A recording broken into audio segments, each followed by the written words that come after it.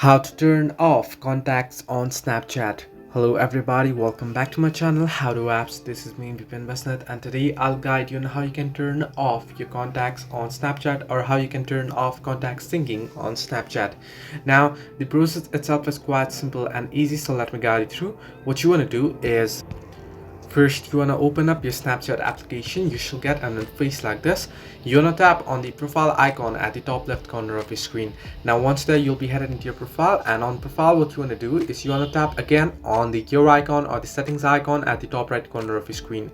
Once here, you'll be headed into settings. You want to scroll down below until you find the option that says contacts. You want to find the contacts option right here.